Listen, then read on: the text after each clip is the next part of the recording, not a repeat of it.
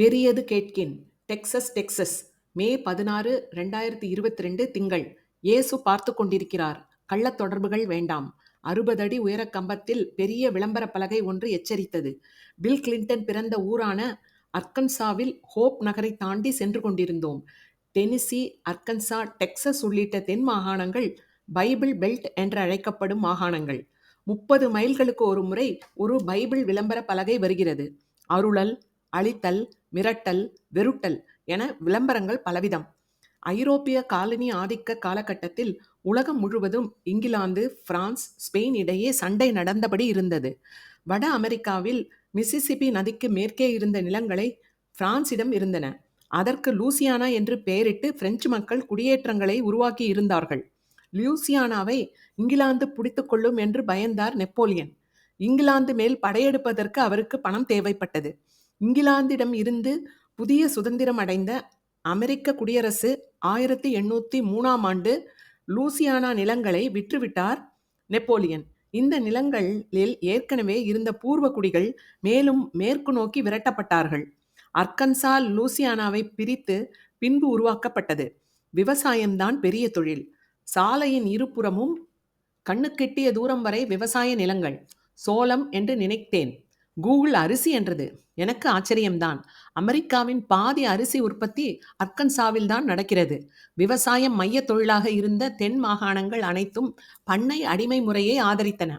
அமெரிக்க குடியரசில் புதிய மாகாணங்களை சேர்த்த போது அடிமை முறையை ஆதரிக்கும் மாகாணம் ஒன்றை சேர்த்தால் ஆதரிக்காத மாகாணம் ஒன்றை சேர்த்திருந்தார்கள்.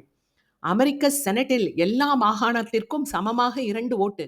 மக்கள் தொகை அடிப்படையில் ஆட்கள் தேர்ந்தெடுக்கப்படும் ஹவுஸை விடவும் அதிபரை விடவும் அதிக அதிகாரம் கொண்டது செனட். இந்தியாவில் மக்களவை மாநிலங்களவையை விட அதிகாரம் மிக்கது. ஒவ்வொரு மாநிலத்திற்கான மாநிலங்களவையை உறுப்பினர்கள் எண்ணிக்கையும் மக்கள் தொகையின் அடிப்படையிலேயே இருக்கிறது. போக போக மரத்தின் அடர்த்தி குறையத் துவங்கியது. வானில் மேகங்கள் இல்லை.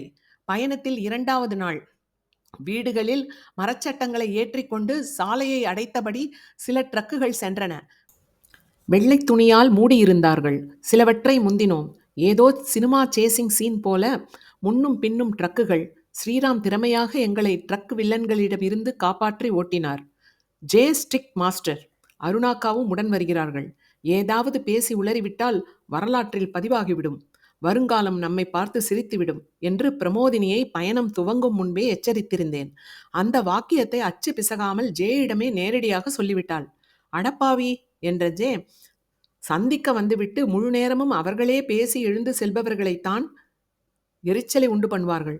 உண்மையில் தெரிந்து கொள்ளும் ஆர்வம் உள்ள இளையவர்களிடம் பேசுவது பிடித்தமானது என்றார். என்னுடைய ராஜனுடைய முதல் கடிதங்களுக்கு பதில் எழுதியிருக்கிறார். அருணாக்கா கடிதத்திற்கு பதில் எழுதித்தானே காதல் மலர்ந்திருக்கிறது. இளையவர்கள் கேட்கும் அத்தனை கேள்விகளுக்கும் எப்படி பொறுமையாகவும் விரிவாகவும் பதில் சொல்கிறீர்கள் என்று கேட்டேன். அருணாக்கா தந்த ஆரஞ்சு சுளைகளை சுவைத்தபடி ஜே சொன்னார். ஜனாதிபதி சங்கர் தயாள் சர்மாவிடம் கதா விருது வாங்குவதற்காக டெல்லி சென்றோம். நாங்கள் கலந்து கொண்ட ஒரு விருந்தில் சுவரில் மாட்டப்பட்டிருந்த நவீன ஓவியத்தை பார்த்து அருண்மொழி, ஏன் கண்ணா பின்னாவென்று இருக்கு, நல்லாவே இல்லை என்றாள். அருகில் இருந்த வெங்கட் சுவாமிநாதன் 40 நிமிடம் ஓவிய ரசனையின் அடிப்படைகள், ரினைசன்ஸ், மாடர்னிச ஓவியங்களை விளக்கி சுவரில் மாட்டியிருந்த நவீன ஓவியத்தில் வந்து முடித்தார். அவர் உரையை அப்படியே தினமணிக்கு கட்டுரையாக பிரசுரிக்க அனுப்பிவிடலாம். கேள்வி கேட்பது சின்ன பெண் என்று நினைக்கவில்லை.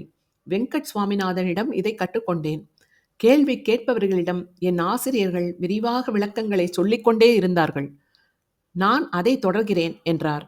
ஒரு வளைவில் மரங்களுக்கு இடையே ஆரஞ்சு நிற சூரியன் நிலத்தில் புதைந்து மறைவது சில நொடிகள் தெரிந்தது. எங்கள் கார் பயணத்தில் நாங்கள் பார்த்த முதல் சூரிய அஸ்தமனம். சிறிது தூரத்தில் 4 அடி நீள பிரம்மாண்ட கொம்புடைய டெக்சஸ் லாங் ஹார்ன் மாடு ஒன்றை பார்த்தது போல இருந்தது. வேறு யாரும் பார்க்கவில்லை என்றார்கள். இந்த நூலின் அடுத்த பதிப்பில் பார்த்தேன் என்று மாற்றிவிடுவேன். சின்ன சின்ன பொய்கள் சேர்ந்து போகும் பெரிய ஊர்வலம்தான் வரலாறு என்று ஒரு கூற்று உண்டு. சொன்ன அறிஞர் யார்? அடியேன்தான். சீன ஃபாஸ்ட் ஃபுட் பாண்டா எக்ஸ்பிரஸில் இரவு உணவு. ஆரஞ்சு சாஸ் ஊத்தப்பட்ட இனிப்பும் புளிப்பும் கலந்த ஆரஞ்சு சிக்கன், வறுத்த மிளகாய், வெங்காயத்தாள், மல்லாட்டை, சோயா சாஸ் கலவையில் காரமான குங் பாவ் சிக்கன், பூண்டு நூடுல்ஸ், சாதம். ஸ்டார்பக்ஸ் உள்பட எங்கெல்லாம் நிறுத்துகிறோமோ அங்கெல்லாம் ஜே கடைகளில் இருந்த வைஃபையில் இணைத்து வாட்ஸ்அப்பில் தமிழ் விக்கி குழுவினருக்கு அறிவுரைகள் கூறியபடி வந்தார். கேள்வி பதில்களில் அடிக்கடி மேலதிக தகவல்களுக்கு தமிழ் விக்கியை பார்க்கவும் என்ற விளம்பரமும் உண்டு.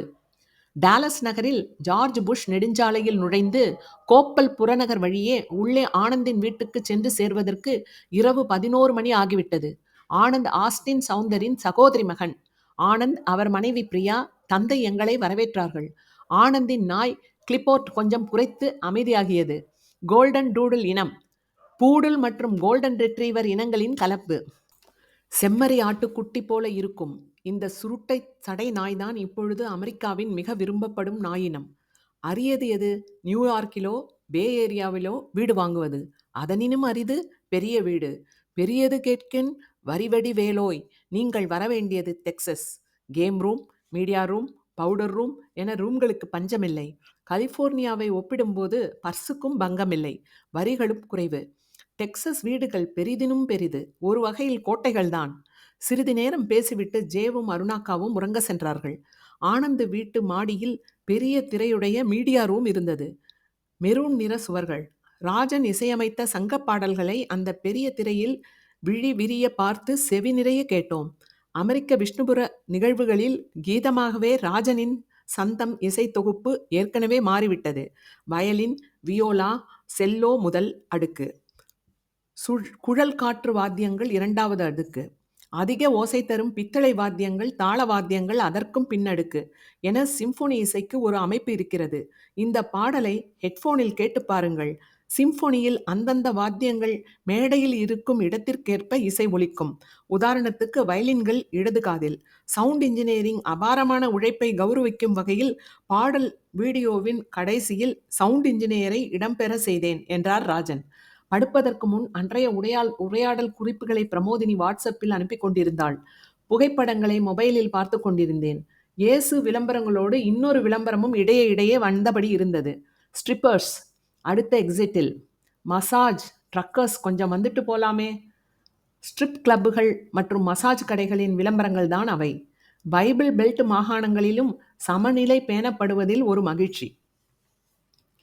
பட்டப்பகல் வட்டத்திகிரியில் டாலஸ் வாசகர் சந்திப்பு.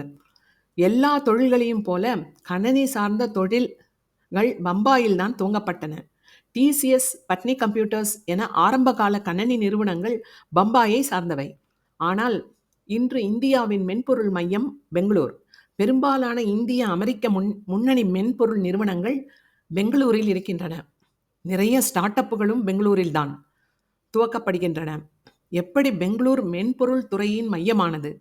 டாலஸ் நகரத்திற்கும் அதில் முக்கிய பங்கு இருக்கிறது. அது என்ன? விடை இந்த பதிவின் முடிவில். மே 17, 2022 செவ்வாய். காலை எழுந்தவுடன் செவ்வாயா புதனா என்று குழம்பியது. செவ்வாய்தான். அமெரிக்காவின் மைய நிலத்தில் 4 நேர மண்டலங்கள் உண்டு. டாலஸ் நேரப்படி காலை 7 மணி. கிழக்கே நாங்கள் கிளம்பி வந்த பூன் முகாமில் காலை 8 மணி. மேற்கே கவுபாய் நிலங்களில் மாலை 6. சென்று சேர வேண்டிய எங்கள் வீடு இருக்கும் கலிஃபோர்னியாவில் மணி 5. 200 வருடங்களுக்கு முன்பு சூரியன் தலைக்கு மேலே வந்தால் நண்பகல் என ஒவ்வொரு ஊரும் அவர்களுடைய கடிகார நேரத்தை அவர்களே முடிவு செய்து கொண்டார்கள். ஆனால் ரயில் வரும்போது நேர குழப்பம் ஏற்பட்டது. ரயில் ஓட்டுநர் ஒவ்வொரு ஊரிலும் தன் கடிகார நேரத்தை மாற்றி ரயில் கிளம்ப வேண்டிய நேரத்தை திட்டமிடுவது பெரிய சிக்கலாக மாறியது. ஒவ்வொரு ஊருக்கும் ஒரு நேரம் என்பதற்கு பதில் 100 நேர மண்டலங்களாக சுருக்கி பின்பு 6 மண்டலங்களாக மாற்றி இருக்கிறார்கள். நேர குழப்பம், புதிய இடங்களில் என சரியாக தூக்கம் வருமா என்ற பயம் இருந்தது. ஆனால் கிட்டத்தட்ட எல்லா நாட்களிலுமே படுத்தவுடனே தூக்கம் வந்தது. எந்த ஊரில் இருக்கிறோமோ அந்த ஊரில் 12 மணிக்கு தூங்கி காலை 6 மணி 7 மணிக்கு எழுந்தோம். பயண உற்சாகத்தில் நாள் முழுவதும் சுறுசுறுப்பாகவே இருந்தது. ஜே உடைய வாசகியும் பாடகியுமான விஷ்ணு பிரியாவும் அவர் கணவர் கிருஷ்ணனும் வரவேற்பறையில் அமர்ந்திருந்தார்கள். அப்பொழுது விஷ்ணு பிரியா நிறைமாத கர்ப்பிணி. சிவப்பு புடவை அணிந்து பூங்கொத்துடன் ஜேவிற்காக காத்திருந்தார். ராஜன் இசையமைத்த கண்ணானாய் காண்பதுமாய் நீலம் வரி பாடல்களை பாடி வாசகர் சந்திப்பை துவங்கி வைத்தார். பாடலின் இறுதி வரிகளான காத்தருள்க என் மகவை என் ஒரு வேண்டுதலேதான். டாலஸின் கோப்பல் நகர நூலகத்தில் ஒரு வாசகர் சந்திப்பை ஆனந்த் ஏற்பாடு செய்திருந்தார். கூட்டங்கள், சந்திப்புகள் நடத்துவதற்கு அமெரிக்க நூலகங்கள் வசதியானவை, இலவசமாக பயன்படுத்திக் கொள்ளலாம். 19ஆம் நூற்றாண்டின் முடிவில் அமெரிக்காவில் எஃகு தொழில் பெரும் செல்வம் சேர்த்த ஆண்ட்ரூ கார்னகி அளித்த கொடையால் அமெரிக்காவில் 1700 நூலகங்கள் கட்டப்பட்டிருந்தன. இட்லி, தோசை, பொங்கல், உளுந்து வடை, சாம்பார், தேங்காய் சட்னி, தக்காளி சட்னி, கேசரி என காலை உணவு பிரமாதமாக இருந்தது. அட்டகாசமாக தென்னிந்திய உணவு. ஆனந்தின் மனைவி பிரியாவிற்கும் உறவினர்களுக்கும் நன்றி. 10 மணி நெருங்கவே வாசகர் சந்திப்புக்காக நூலகத்திற்கு சென்றோம். ஜே தளத்தில் வாசகர் சந்திப்பை தனியாக அறிவிக்கவில்லை. எங்களை தொடர்பு கொண்டவர்களை மட்டும் அழைத்திருந்தோம். ஜே காரிலிருந்து இறங்கியவுடன் 2 வாசகர்கள் பூங்கொத்து அளித்து இருக்கைகளை பற்றி மகிழ்ச்சியோடு வரவேற்றார்கள். செவ்வாய்க்கிழமை போன்ற வேலை நாட்களில் 25 பேர் வந்தது எனக்கு ஆச்சரியம்தான். கேள்விகளுக்கு 5 நிமிடங்களில் ஒரு விரிவான வரலாற்று சித்திரத்தை தந்து ஆழமான பதில்களை சொல்கிறார் ஜே. பயணத்தில் சில நாட்கள் முன்னால் பார்த்தவை அவர் பதில்களில் பதிவாகியது. டாலஸ் சந்திப்பு குறித்து வாசகர் கடிதங்கள் வந்தன. புலம்பெயர் வாழ்க்கை, சிறுகதை எழுதுவது என வெங்கடேஷ், சிவாதுரை, மூர்த்தி மற்றும் வாசகர்கள் நிறைய கேள்வி கேட்டார்கள். என் அருகில் கைகட்டி அமைதியாக அமர்ந்திருந்தவர் கேள்வி எதுவும் கேட்கவில்லை. பெயர் வாசு, தமிழ் விக்கி தூரன் விருதிற்கு நன்கொடை அளித்தவர் என்று பின்பு ஜே சொன்னபோது மகிழ்ச்சியாக இருந்தது. கல்லூரி நண்பன் அர்ஜுனா வந்திருந்தான். 8 வருடங்களுக்கு முன்பு என் திருமணத்தில் நேரில் பார்த்தது. உடல் இளைத்து கல்லூரி கால கலகலப்புடன் இருந்தான். வாசகர்கள் ஜேவுடன் புகைப்படம் எடுத்துக்கொண்டார்கள். டெக்ஸ் மெக்ஸ் உணவகத்தில் மதிய உணவு. ஸ்ரீராம் கேட்ட குவாகா மோலேவிற்கு ஆக உணவு மேசையில் பச்சை நிற அவகாடோ பழங்களை பிசைந்து தந்தார்கள். அவகாடோ சில வருடங்களாக தமிழ்நாட்டில் புகழ்பெற்று வருகிறது. ஆனால் தமிழ்நாட்டில் இது ஏற்கனவே வேறு பெயரில் இருக்கும் பழம்தான், பட்டர் ஃப்ரூட். ஜேவிற்கு பழங்கள்தான் இரவு உணவு என்று தெரிந்த வாசகர்கள் ஆப்பிள், வாழைப்பழம் என வழக்கமான பழங்களுடன் பிளாக்பெரி, ஆப்ரிகாட் என பல பழ வகைகளையும் வாங்கி வந்தார்கள். கோப்பல் நூலகத்தில் ஏசியை விட்டு வெளியே வந்தபோது நான் இருக்கிறேன் என்று வெயில் முகம் அனலில் எரிந்தது. ஈரப்பதமில்லாத வெயில், 100 டிகிரிக்கும் மேல். ஜூலை ஆகஸ்ட் மாதம்தான் இங்கு கோடையின் உச்சம். இந்த வருடம் மே மாதத்திலேயே கொளுத்த ஆரம்பித்தது. பூனில் இளங்கூர்லீர் எல்லாம் எங்கோ நெடு நாட்களுக்கு முன் அனுபவித்தது போல இருந்தது. டாலஸில் இருந்து டெக்சஸ் தலைநகர் ஆஸ்டினுக்கு 3 நேர பயணம். சாலை கட்டுமான பணிகள் நடந்து கொண்டிருந்ததாலும் போக்குவரத்து நெரிசல் இல்லை. ஸ்ரீராம் சலிக்காம கார் ஓட்டியபடி வந்தார். கட்டிடம், சாலை, வானம் என ஒவ்வொன்றும் ஒரு பிளாஸ்டிக் கவரால் சுற்றப்பட்டது போல அதீத வெயிலில் நிறம் மங்கி தெரிந்தன. பெங்களூர் எப்படி இந்தியாவின் மென்பொருள் துறையின் மையமானது? அதில் டாலஸ் நகரின் பங்கென்ன? 80களில் கணினித்துறை இந்தியாவின் ஒரு சிறிய துறையாக இருந்தது. இந்தியாவின் கணனி இறக்குமதி கட்டுப்பாடுகள் இருந்தன. விலையும் அதிகம். அமெரிக்க கணனி நிறுவனங்கள் உயர் தொழில்நுட்பத்தை, hardware, architecture, prototype design India உள்ளிட்ட வளரும் நாடுகளுக்கு தர மறுத்தார்கள். தகவல்கள் திருடப்படும், போட்டி நிறுவனங்கள் உருவாகும் என்ற பயம்தான். ஆனால் அமெரிக்காவிற்கு ஆட்களை அனுப்பும் பாடி ஷாப்பிங் முறையில்தான் இந்தியாவிற்கு 1980கள் வரை பரவலாக இருந்தது. இதில் பெரிய அளவு லாபமும் இல்லை. இந்தியாவில் அமர்ந்தபடி அமெரிக்க கணனிகளை இயக்க முடிந்தால் நிறைய ஒப்பந்த பணிகள் வந்து சேரும். இறக்குமதி செலவு இருக்காது. இது இணையம் வருவதற்கு முந்தைய காலம். ஆகவே அன்று இந்தியாவில் எர்த் ஸ்டேஷன் என்னும் செயற்கைக்கோள் தொடர்பு உபகரணங்கள் இல்லை. எந்த இந்திய நிறுவனமும் அந்த செலவு கட்டுப்படியாகாது. அரசின் பிஎஸ்என்எல்லும் ஆர்வம் காட்டவில்லை. 1984இல் டாலஸ் நகரத்தில் டெக்சஸ் இன்ஸ்ட்ருமெண்ட்ஸ் நிறுவனம் அமெரிக்க மின்னணு சந்தையில் போட்டி நிறுவனங்களால் கடுமையான நஷ்டத்தை சந்தித்தது. ஒரே வருடத்தில் 7000 பேர் ஆட்குறைப்பில் பாதிக்கப்பட்டார்கள். டிஐ ஆசிய சந்தையில் கவனம் செலுத்த முடிவு செய்தது. குறைந்த செலவில் நிறைய தொழில்நுட்ப வல்லுநர்களை தேவைப்பட்டார்கள். 1985இல் டிஐயில் உயர் பதவியில் இருந்த ஜி ராம்மோகன் ராவ் ஒரு நம்பிக்கையின் அடிப்படையில் இந்தியாவின் முதல் எர்த் ஸ்டேஷனை பெங்களூரில் நிறுவினார். மில்லர் சாலையில் உள்ள சோனா டவர் கட்டிடத்தில் டிஐ முதலில் மகாராஷ்டிராவையும் அடுத்து தமிழ்நாட்டையும் அணுகி சில சலுகைகள் கிடைக்காததால் பெங்களூரை தேர்ந்தெடுத்தது. டிஐயின் பெங்களூர் அலுவலகத்தையும் டாலஸையும் செயற்கைக்கோள் வழியாக இணைத்து பெங்களூரிலிருந்து மென்பொருள் எழுதினார்கள். டிஐயை பின்பற்றி சில அமெரிக்க நிறுவனங்களும் டிஐயின் பெங்களூர் செயற்கைக்கோள் தகவல் தொடர்பை பயன்படுத்திக் கொண்டன. டிஐயின் எர்த் ஸ்டேஷனை பெங்களூரில் பார்வையிட்ட இன்ஃபோசிஸ், விப்ரோ போன்ற இந்திய மென்பொருள் நிறுவனங்கள் நாஸ்காம் என்ற அமைப்பாக இணைந்து இந்திய அரசிற்கு அழுத்தம் தந்தார்கள். நாகராஜன் விட்டல் என்ற மத்திய அரசு அதிகாரியின் முயற்சியில் இந்தியா முழுவதும் மென்பொருள் தொழில்நுட்ப பூங்காக்கள் எஸ்டிபி உருவாக்கப்பட்டன. பெங்களூரின் எலக்ட்ரானிக் சிட்டியில் இந்தியாவின் 2வது எர்த் ஸ்டேஷனை நிறுவினார்கள். சுற்றத்தால் சுற்றப்படல். ஆஸ்டின். ஒரு வீட்டில் கை நனைக்காதவரை அந்த வீட்டுடன் நமக்கு உண்மையான உறவு இல்லை என்பது எழுத்தாளர் கி. ராஜநாராயணனுடைய ஒரு உரையின் துவக்க வரி. கீராவுக்கு அப்பொழுது 96 வயது. ஆனந்தரங்கம் பிள்ளை குறித்து ஆற்றிய உரை அது. உரைக்கு சிறந்த வடிவம் என்ன என்று பயணத்தின் போது ஜேவிடன் கேட்டேன். கீராவின் அந்த உரையை முழுவதும் உதாரணமாக சொல்லி உரைக்கான வடிவத்தை விளக்கினார். என் 28வது வயதிலிருந்து மேடையில் பேசுகிறேன். 7 நிமிட உரைகள் சிறந்தவை. ஒரு நூலை பற்றிய உரை என்றால் ஈர்க்கக்கூடிய ஒரு துவக்கம், நூலின் உள்ளடக்கம், பின் நூல் மீதான அவதானங்கள் என்ற வடிவமே போதும். எழுதி வைத்து படிக்கக்கூடாது. தயாரிப்பில்லாமல் பேசுவதோ நினைவில் தோன்றுவதை எல்லாம் பேசுவதோ கூடாது. உரை ஆற்றுவதற்கு பயிற்சியும் கேட்பவர்களுடைய நேரம் குறித்த மதிப்பும் தேவை என்றார். ஆஸ்டினுக்கு மாலை 4 மணிக்கு போய் சேர்ந்தோம். ஆஸ்டின் சவுந்தர், அவர் மனைவி ராதா மற்றும் மகன் ஆர்.எஸ். சகா வரவேற்றார்கள். சகா எங்களுடைய அறைகளை காட்டி பெட்டிகளை எடுத்து வைக்க உதவினார். இளைஞர். கோபல்ல கிராமம் நாவலை ஆங்கிலத்தில் மொழிபெயர்த்து உள்ளார். முழுநேர எழுத்தாளராகும் முயற்சியில் இருக்கிறார். நவீன தமிழ் இலக்கியத்தின் மீது மதிப்போடு எழுத்தை தன் துறையாக தேர்ந்தெடுத்த 2ஆம் தலைமுறை அமெரிக்க தமிழர் ஒருவர் இருப்பார் என்றே முதலில் நான் நம்பவில்லை, சகாவை பற்றி கேள்விப்படும் வரை. எழுத்தாளர் அம்பைக்கு தன் புத்தகங்களை சமர்ப்பித்த ஸ்ருதி சுவாமியை சில மாதங்கள் கழித்து சந்தித்தேன். இவர்கள் 2 பேர்தான் எனக்கு தெரிந்தவர்கள். வீட்டில் நுழைந்ததுமே சகாவின் எழுத்தார்வத்தின் ஊற்று முகத்தை கண்டேன். சவுந்தரின் பெரிய வீடு முழுவதும் தமிழ் எழுத்தாளர்களின் புகைப்படங்களால் ரசனையுடன் அலங்கரிக்கப்பட்டு இருந்தது. கீரா, ஜே. நாஞ்சில், ஆ. முத்துலிங்கம், பவா செல்வதுரை, மேலும் பலர் விருது வாங்கியபடி மேடைகளில் தன் புத்தகங்களுடன் மகிழ்ச்சியாக, அவர்களுடைய வாழ்நாளில் பெருமையாக உணரக்கூடிய தருணங்களில் குடும்பமாக எழுத்தாளர்களை சந்தித்த புகைப்படங்களையும் மாட்டியிருந்தார் சவுந்தர்.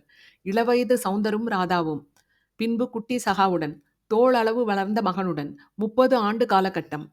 மாலை ஸ்கந்த நாராயணன் மகனுடன் வந்திருந்தார். இரவு உணவு சுவையாக பாஸ்தாவும் சூப்பும். மே 18, 2022 புதன். காலை பொறுமையாக எழுந்தோம். 3 நாட்களாக தொடர்ந்து நீண்ட நேர பயணம்தான். அதனால் இன்று ஓய்வு நாள். காலையில் ஆப்பம், இட்லி. ராஜனுடன் ஸ்ரீராம் ஜேவை முடிவெட்ட அழைத்து சென்றார்கள். மொழிபெயர்ப்பு சவால்கள், சிக்கல்கள், எழுத்தார்வம் என சகாவிடம் உரையாடி கேட்டுக்கொண்டிருந்தேன். கேட்டியாடி, இவன் ரைட்டராக போறானாம். இந்தியாவிற்கு சென்றபோது முழுநேர எழுத்தாளர் ஆவதை பற்றி நம்ப முடியாமல் கிண்டலோடு கேட்ட கிழவிகளை மிமிக்ரி செய்து காண்பித்தார் சகா. மதியம் டெக்சஸில் சட்டசபை கூடும் கேபிட்டல் கட்டிடத்தை பார்க்க சென்றோம். கட்டிடத்தில் நுழைந்தவுடன் விமான நிலையம் போல செக்யூரிட்டி செக் செய்து உள்ளே அனுப்பினார்கள். டெக்சஸில் ஆளுநராக இருந்தவர்களின் ஓவியங்கள் அடுக்கடுக்காக சுவர்களில் மாட்டப்பட்டிருந்தது. ஒவ்வொரு தளத்திலும் மேலே ஏறுவதற்கு இருபுறமும் பிரியும் அகலமாக மரத்தாலான படிகள். டெக்சஸை அமெரிக்காவோடு இணைத்த ஸ்டீஃபன் ஆஸ்டின் மற்றும் சாம் ஹூஸ்டன் ஆளுயர வெள்ளை பளிங்கு சிலைகள் பெரிய பெட்ஷீட் சுற்றியபடி நின்றன. சிலைகள், ஓவியங்கள், கட்டிடங்கள் எல்லா தலைநகரங்களிலும் நாடுகளிலும் இருப்பவைதான். இவை கடந்த காலத்தையும் முன்னோர்களையும் நினைவில் நிறுத்தும் முயற்சிகள். ஆனால் எனக்கு உண்மையாக ஆச்சரியம் தரையில் பதிந்திருந்த 5 முனை கொண்ட பெரிய நட்சத்திரம். Spain, France, England, Confederate states, United states என டெக்சஸ் அங்கமாக வகிக்கும் நாடுகளின் இலச்சினைகள் அதில் இருந்தன. அமெரிக்க உள்நாட்டுப் போரில் டெக்சஸ் அங்கம் வகித்த கான்ஃபெடரேட் ஸ்டேட்ஸும் இப்பொழுது 150 வருடங்களாக அங்கம் வகிக்கும் யுனைடெட் ஸ்டேட்ஸுக்கும் சம அளவு முக்கியத்துவம். விருப்பத்தின் பேரில்தான் அமெரிக்காவுடன் இருக்கிறோம் என்று சொல்வது போல. அதை பள்ளிக்கூட மாணவர்கள் சுற்றி நின்று பார்த்து கொண்டிருந்தார்கள். சௌந்தரின் வீட்டிற்கு திரும்பினோம். மாலையில் வாசகர் சந்திப்பு. ஜே படைப்புகளில் இருந்து வரிகளை ஒப்பித்த ஹூஸ்டன் காயத்ரி. ஜேவிற்காக மைசூர் பாகு செய்து எடுத்து வந்திருந்தார். சூடாக இருந்தது. ஆர்வத்தை அடக்க முடியாமல் 2 எடுத்து சுவைத்த பொழுது ஜே படிக்கட்டுகளில் இறங்கி வந்தார். நானும் பார்த்துக்கிட்டே இருக்கேன். நீங்கள் எதையாவது ஒரு மூலையில நின்னு சாப்பிட்டுக்கிட்டே இருக்கீங்க. ஆனா குண்டாவும் இல்லை. எந்தனூ சம்பவம் என்றார். தினமும் யார் நமக்கு மைசூர் பாகு, கேக்கு, வடை, கேசரி எல்லாம் செய்து தருகிறார்கள்? தேனை அள்ளும்போது கொஞ்சம் புறங்கையும் நக்குவது தமிழர் மரபு. இத போய் ஸ்கந்த நாராயணின் மனைவி அனு 2000 பக்க புத்தகம் ஒன்றை கொண்டு வந்திருந்தார். பொன்னிறத்தில் கெட்டி அட்டை. அறிவுத்திறனும் நுண்ணறிவும் சாத்தியங்கள் மட்டும்தான், சாதனைகள் அல்ல. சாதனைகள் செயல் மூலமே உருவாகின்றன. ஜெயமோகன் என்று வாசகம் எழுதப்பட்ட புத்தகம். சியந்த மகம் 60 என்று எழுதியிருந்தது. அனு 6 மணி நேரம் உழைத்து செய்த புத்தக வடிவ சாக்லேட் கேக் அது. 9 மணிக்கு சந்திப்பு நிறைவடைந்தது. மறுநாள் எங்கள் பயணத்தில் மிக நீண்ட தூரம் செல்ல வேண்டும். நியூ மெக்சிகோவில் ஆல்பர்கி. 6 மணி நேரம் முன்னால் கிளம்பினால்தான் இரவு 10 மணிக்கு போய் சேர்வோம். காலை 5:45 மணிக்கு கிளம்புவோம் என்பது திட்டம். என் முதுகலை படிப்பு முடிந்து வேலைக்கு சேர்ந்த புதிதில் ஜே மூலமாக தமிழ் இலக்கியத்தை படிக்கத் துவங்கினேன். அந்த உலகம் என்னை உள்ளிழுத்து கொண்டது. ஒரு செயற்கைக்கோள் பூமியை சுற்ற ஆரம்பித்தது போல. கடிதங்கள், கட்டுரைகள் எழுதத் தொடங்கினேன். 5 வருடங்களுக்கு பின்பு என் வேலையில் கவனம் குவிப்பதற்காக வட்டப்பாதையை மாற்றிக் கொண்டேன். விரும்பும் வேலை, பதவி உயர்வுகள், தமிழில் எதையாவது எழுதி 5 வருடங்கள் கடந்திருந்தன. எதேச்சையாக பல வருடங்கள் கழித்து நண்பர் வேணு தயாநிதியை புத்தாண்டு வாழ்த்து செய்தி அனுப்பினார். அவர் மூலமாக ஆஸ்டின் சௌந்தரையும் ராஜனையும் தொடர்பு கொண்டேன். தனியாக செயல்படலாமா அல்லது வட்டம், சதுரம், சங்கம் என செயல்படுவதா என்று ஒரு குழப்பம் இருந்தது. ஒரு வீட்டில் கை நனைக்காதவரை அந்த வீட்டுடன் நமக்கு ஒரு உண்மையான உறவு இல்லை என்ற கீரா உரையை பின்பு நினைத்து கொண்டேன். ஆம், உண்மையில் சௌந்தரின் வீட்டில் கை நனைத்ததால், 2 நாட்கள் தங்கியதால், பூன்முகாமை நடத்தியதின் அவருடைய அர்ப்பணிப்பையும் கண்டதால் அவருடைய ஒரு உண்மையான நட்பார்ந்த உறவு துவங்கியது. ஒரு வகையில் பூன்முகாமும் இந்த பயணமும் எனக்கு ஒரு தெளிவை தந்துள்ளது. ஒருங்கிணைக்கும் மேலாளர் வேலையை அலுவலகத்தோடு நிறுத்தி கொண்டு எழுத்தில் கவனத்தை செலுத்த வேண்டும் என்பதுதான் அது. சௌந்தரும் ராஜனும் விஷ்ணுபுர அமெரிக்க கழகத்தில் ஒருங்கிணைப்பாளர்கள். ஜே நாமம் வாழ்க, அருணக்கா நாமம் வாழ்க. 2 கடல் 1 நிலம் தொடரும்.